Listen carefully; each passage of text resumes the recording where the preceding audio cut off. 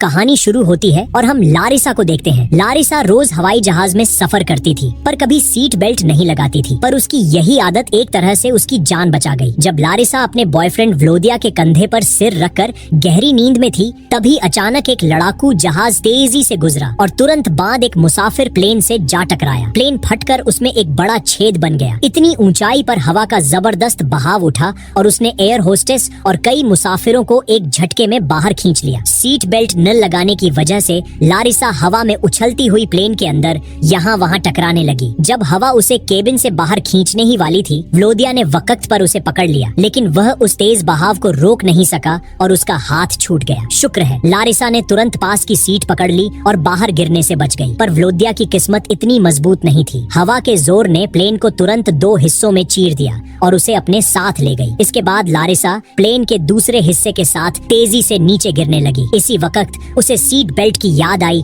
और उसने जल्दी से उसे बांध लिया। अब सब कुछ किस्मत पर था। उसे बस यही उम्मीद थी कि यह बेल्ट उसकी जान बचा लेगी। जल्द ही प्लेन जमीन से कुछ ही मीटर दूर रह गया। अच्छी बात यह थी कि उसकी नीचे गिरने की रफ्तार थोड़ा कम हो चुकी थी। कुछ ही सेकंड बाद वह सीधे जमीन से जा टकराई। किसी को उम्मीद नहीं थी, मगर लारिसा करिश्माई तरीके से जिंदा बच गई। जब उसकी आंख खुली, वह एक जंगल के अंदर पड़ी थी। किसी तरह वो बच गई थी, लेकिन एक टुकड़ा उसकी टांग के आर पार चला गया था। शुक्र था कि वह किसी बड़ी नस पर नहीं लगा। उसने उसे निकालने की सोची, मगर वह बुरी तरह फंसा हुआ था। जरा सा भी हिलाने पर लारिसा दर्द से बेहाल होकर बेहोश होने वाली महसूस करती थी, लेकिन वह जानती थी कि उसे इसे निकालना ही पड़ेगा। एक बार फिर उसने हिम्मत जुटाई और पूरी ताकत लगाई। टुकड़ा धीरे धीरे उसकी टांग से बाहर आने लगा। आखिरकार दिल दहला देने वाली चीखों के बीच वह बाहर निकल आया। लारिसा वहीं बैठकर काफी देर तक सुस्ताती रही। तब जाकर उसे उस जबरदस्त दर्द से थोड़ा आराम मिला। उसने जल्दी से अपनी स्कर्ट का एक हिस्सा फाड़ा और घाव पर पट्टी बांध ली। फिर वह मुश्किल से खड़ी हुई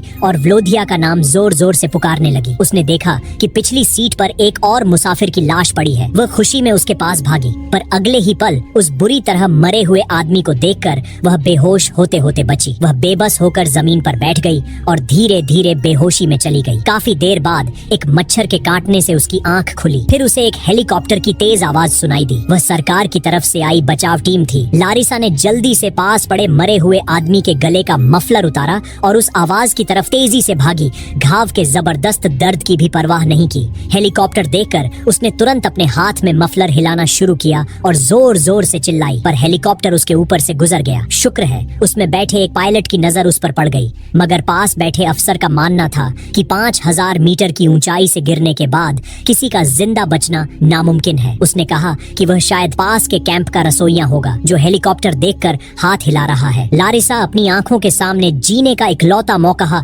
दूर जाते हुए देखती रही, पर वह कुछ नहीं कर सकी। इसी बीच दूसरी तरफ जमीन पर काम कर रहे लोग भी बड़े पैमाने पर तलाश कर रहे थे, पर हर जगह उन्हें बस लाशें ही मिल रही थीं। कोई भी जिंदा नहीं मिला। तभी वही हेलीकॉप्टर उस अफसर को छोड़ने के बाद वापस आकर फिर से ढूंढने का फैसला करता है। पायलट को लगा कि वह आदमी हाथ नहीं हिला रहा था, बल्कि मदद मांग रहा था। उनके भी अपने परिवार हैं, इसलिए वे पीड़ित परिवारों का दर्द समझ सकते हैं। जब तक थोड़ी सी भी उम्मीद है, तब तक हार नहीं माननी चाहिए। उधर लारिसा की माँ राइसा को जैसे ही हादसे की खबर मिली, वह रोती बिलखती तुरंत हवाई अड्डे पहुंच गई। लेकिन वहां पहुंचकर उन्हें बड़ा अजीब लगा। कर्मचारियों ने कहा कि यह एक सड़क दुर्घटना थी, जबकि राइसा अच्छी तरह जानती थी कि उनकी बेटी तो प्लेन में सफर करती थी। उन्हें लगा कि यहाँ कुछ न कुछ तो गड़बड़ है। आखिर कर्मचारी उनकी आंखों में देखकर झूठ क्यों बोल रहे थे? क्या हादसे के पीछे कोई ऐसा राज है जिसे वो दुनिया से छुपा रहे हैं? इधर जंगल में लारिसा ने हिम्मत नहीं छोड़ी। उसका दिल बार बार कह रहा था कि उसे व्लोदिया के प्लेन का आगे वाला हिस्सा ढूंढना चाहिए, ताकि उसे पता चले कि वह जिंदा बचा या नहीं। दर्द और थकान के बावजूद वह धीरे धीरे उसी दिशा में बढ़ने लगी। लेकिन तभी एक डरावना साया उसकी नजर में आया। एक चीता। उसके पैरों के नीचे पत्तियां चरमराईं और चीता तुरंत उसकी तरफ मुड़ गया। लगता था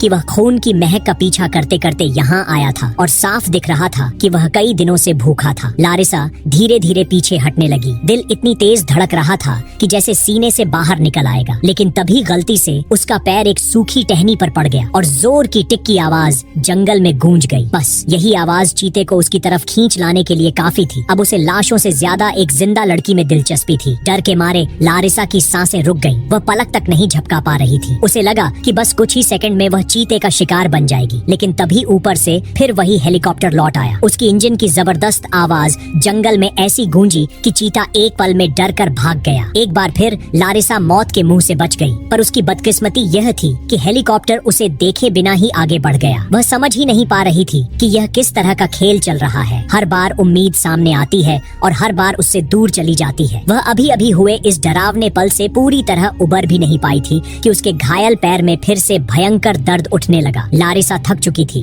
प्यास से गला सूख गया था और डर से दिमाग सुन्न पड़ा था। उसने अपनी जेब टटोली और सिगरेट का पैकेट निकाला। उसे लगा कि शायद एक कश लेकर वह अपने टूट चुके होश हवास को थोड़ा संभाल ले, लेकिन प्लेन हादसे में पैकेट पूरी तरह भीग चुका था और सिगरेटें खराब हो गई थी। इतना देखकर वह गुस्से से भर गई। उसे लगा कि आज तो जैसे सिगरेट पीना भी किसी अमीर आदमी जैसा शौक बन गया है। जब वह समझ नहीं पा रही थी कि अब आगे क्या करे, तभी उसकी नजर अचानक अनजाने में अपने हाथ में पकड़ी उस सूखी टहनी पर पड़ी। पहले तो उसे कुछ समझ नहीं आया, लेकिन कुछ सेकंड बाद वह उसी टहनी को घूरने लगी, जैसे दिमाग में कोई पुरानी याद जाग गई हो। लारिसा को याद आया कि प्लेन ईस्ट की तरफ उड़ रहा था और हादसे के वक्त व्लोधिया आगे वाले हिस्से में था। अगर उसे व्लोधिया को खोजना है तो दिशा जानना सबसे जरूरी है। उसने आसपास नजर दौड़ाई और पास पड़े एक छोटे से टेडी बेयर को देखा जो शायद किसी बच्चे का था। उसे उठाते ही उसमें से एक पतली चांदी जैसी सुई गिर पड़ी। वह मुस्कुराई जैसे प्रकृति खुद उसे संकेत दे रही हो। उसने नदी के पास जाकर पत्तों पर वह सुई रखी और धीरे धीरे पानी की हलचल से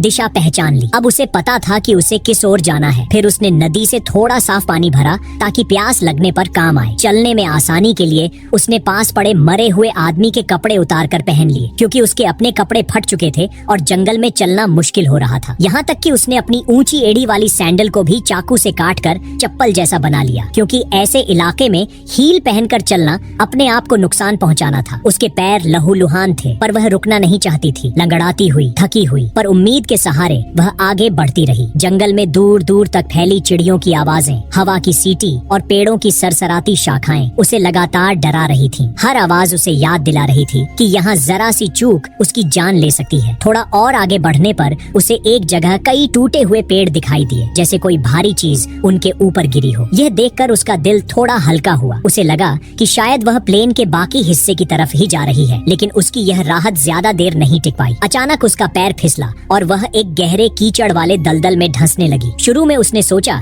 कि शायद वह आसानी से बाहर आ जाएगी, लेकिन जैसे ही उसने हाथ पैर मारे वह और भी तेजी से अंदर धंसने लगी। घबराहट से उसका दिल जोर जोर से धड़कने लगा। कीचड़ उसकी कमर तक पहुंच चुका था और हर सेकंड हालात बिगड़ते जा रहे थे। जब उसे लगा कि शायद अब कहानी यहीं खत्म हो जाएगी, तभी उसकी नजर सामने पड़े एक छोटे से पेड़ पर गई। वह बेहद पतला था, जैसे हवा में हिल जाए, पर उस वक्त वह लारिसा की नजरों में किसी जीवन रेखा से कम नहीं लगता था। उसने पूरी हिम्मत जुटाई, हाथ बढ़ाया और उस पेड़ को पकड़ लिया। उसने पूरी ताकत झोंक दी। ऐसा लगा कि या तो यह पेड़ उखड़ जाएगा या फिर वह खुद बच जाएगी। पेड़ अपनी जड़ों से थोड़ा हिला, लेकिन पूरी तरह नहीं टूटा। इसी बीच लारिसा ने खुद को एक जोरदार खींच के साथ कीचड़ से बाहर निकाल लिया। वह हांफती हुई कीचड़ से लथपथ जमीन पर गिर पड़ी, पर जिंदा थी और बस यही बात मायने रखती थी। पर मुसीबतें जैसे उसकी जिंदगी में लाइन लगाकर खड़ी थीं। एक खत्म होती नहीं थी कि दूसरी सामने आ जाती। वह किसी तरह लंगड़ाती हुई एक पहाड़ी पर चढ़ ही रही थी कि अचानक जमीन उसके पैरों के नीचे फिसल गई। मिट्टी इतनी ज्यादा चिकनी थी कि उसका संतुलन बिगड़ गया और वह लड़खड़ाकर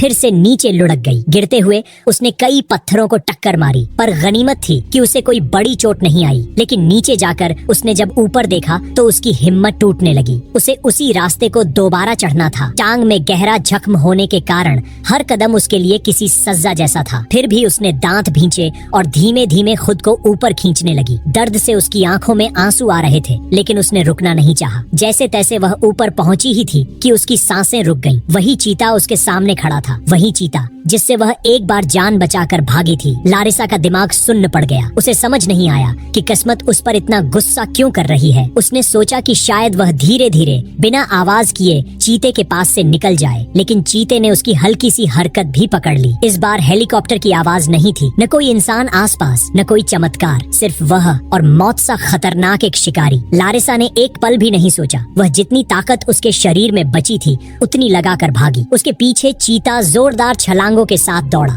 पत्तियां उड़ रही थीं, पेड़ कांप रहे थे और लारिसा का दिल जैसे सीने से बाहर निकल आने वाला था। जब वह लगभग चीते के पंजों की पहुंच में आने ही वाली थी, तभी अचानक उसका पैर फिसला और वह सीधे एक गहरे गड्ढे में जा गिरी। यह गड्ढा इतना गहरा था कि गिरते हुए उसका होश उड़ गया और वह बेहोश हो गई। काफी देर बाद उसकी आंखें धीरे धीरे खुली। सिर भारी था, पूरा शरीर दर्द से भरा हुआ था। फिर भी वह किसी तरह उठी और चारों तरफ देखा। गड्ढे के ऊपर की तरफ झाड़ियों के बीच से थोड़ी रोशनी आ रही थी। उसने ऊपर झांका। शुक्र था कि चीता कहीं नजर नहीं आ रहा था। वह राहत की सांस ले ही रही थी कि अचानक झाड़ियों में कुछ हलचल हुई। उसका दिल फिर से जोर से धड़कने लगा और ठीक उसी पल चीते की परछाई दोबारा सामने आ गई। उसका खून जैसे जम गया। वह तुरंत एक बड़े पत्थर के पीछे दुबक गई, सांस तक रोक ली। अच्छी बात यह हुई कि चीते की नजर गड्ढे के अंदर नहीं पड़ी। अगर वह एक सेकंड भी हिली होती तो शायद कहानी यहीं खत्म हो जाती। इसके बाद लारिसा रास्ते में धीरे धीरे चल रही थी कि उसकी नजर अचानक जमीन पर पड़े एक लाइटर पर पड़ी। इतने दिनों से मौत, दर्द और डर के बीच फंसी हुई वह उस छोटे से लाइटर को देखकर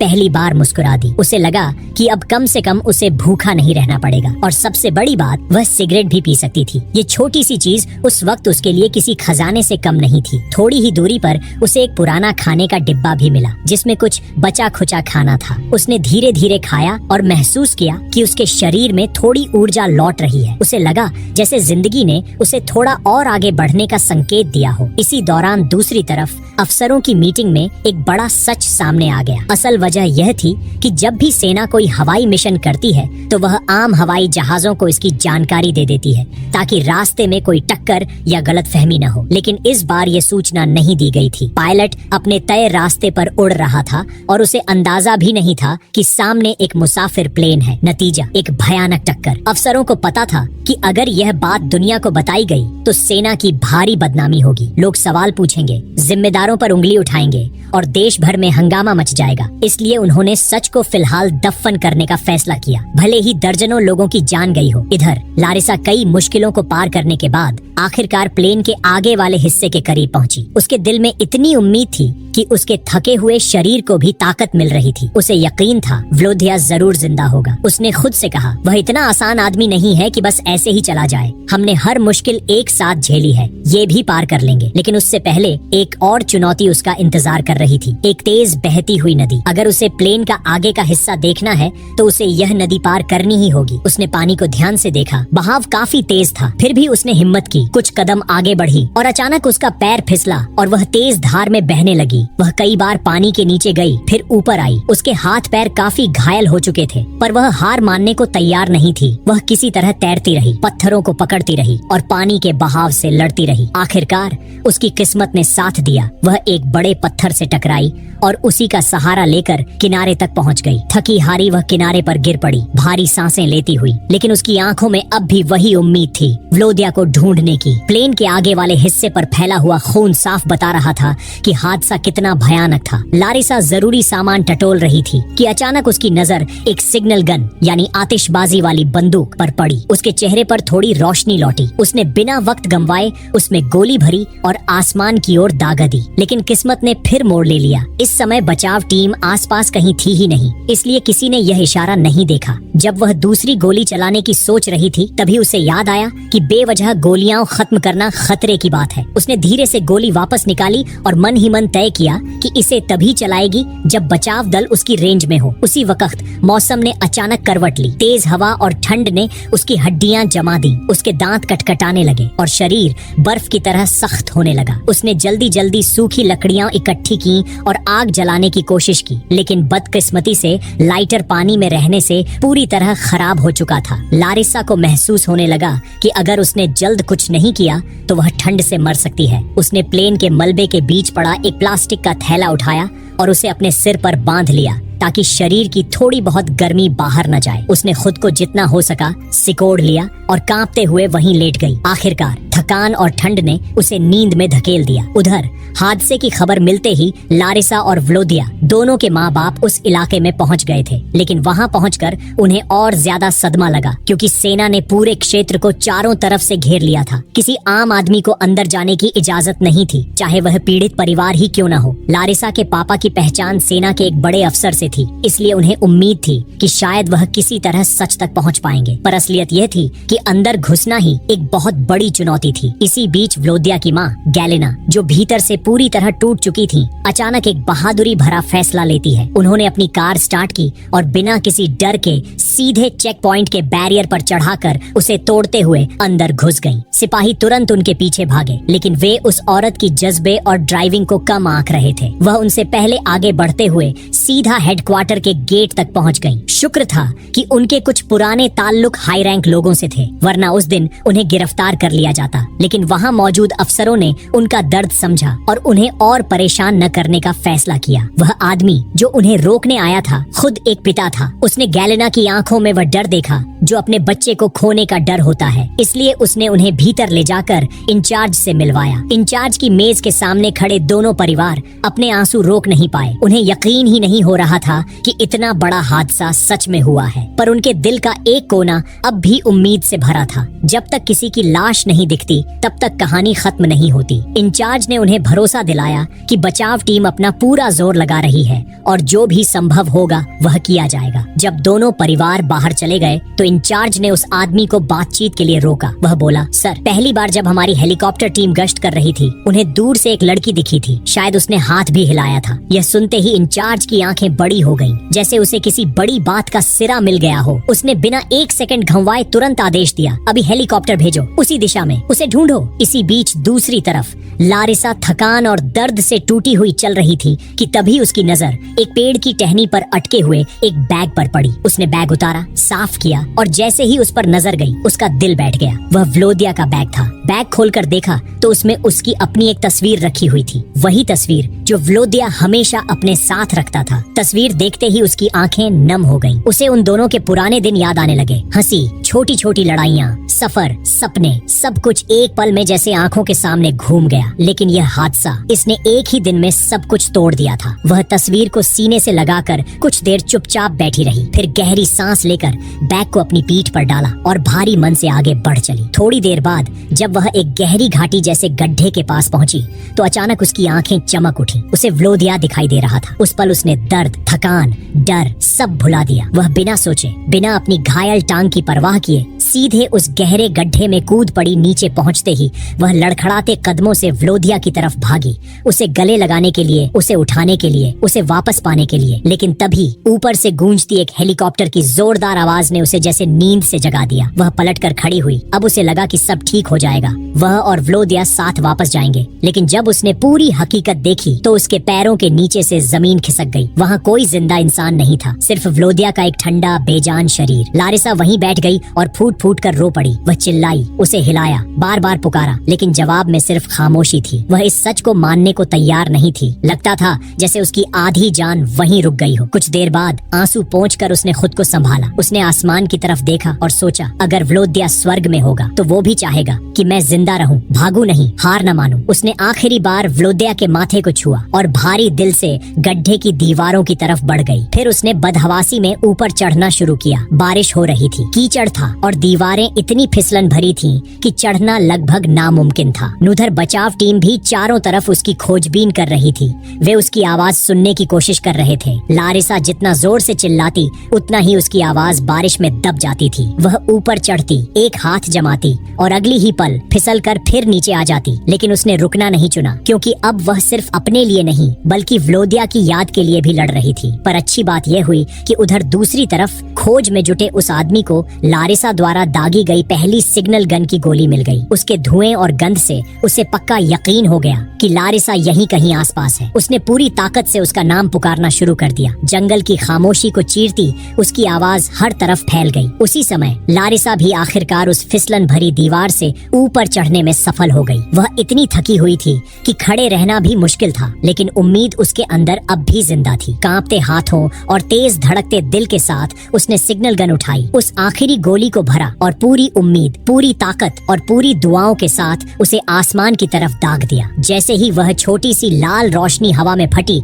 बचाव टीम की नजर सीधा उसी पर जा टिकी और बस 3 दिन तक मौत से लड़ती इस लड़की को आखिरकार बचा लिया गया। शायद आप सोचें कि 5000 मीटर की ऊंचाई पर प्लेन क्रैश होने के बाद किसी का जिंदा बचना नामुमकिन है, लेकिन यह वाकई एक सच्ची घटना है। 24 अगस्त 1981 को पुराने सोवियत संघ का एक मुसाफिर प्लेन एक फौजी लड़ाकू विमान से टकराकर बीच आसमान में फट गया था। दर्जनों लोग मारे गए, पर एकमात्र जिंदा बचने वाली थी यही लड़की लारिसा। लेकिन इस पूरी घटना को सालों तक राज रखा गया। सेना की गलती थी, इसलिए असलियत दुनिया के सामने नहीं आने दी गई। कई साल बाद जाकर सच सामने आया और तब सरकार ने उसे बड़ा मुआवजा भी दिया। वक्त बीता, जिंदगी आगे बढ़ी। लारिसा ने शादी की, उसके बच्चे हुए, पर जब भी कोई पत्रकार उससे इस हादसे के बारे में पूछता है तो उसकी आंखें भर आती हैं, क्योंकि उसे व्लोदिया याद आ जाता है। उसका पहला प्यार, उसका हमसफर, जिसका हाथ आखिरी घड़ी में उससे छूट गया था। उसके साथ बिताए छोटे छोटे पल, उनकी हंसी, उनकी योजनाएं, उनकी बहसें, सब कुछ उसकी यादों में आज भी जिंदा है। और हर बार उसके दिल में एक ही बात उठती है, अगर उस दिन उसने भी सीट बेल्ट बांध ली होती तो शायद कहानी कुछ और होती। और दोस्तों, यह थी लारिसा की कहानी, एक ऐसी लड़की की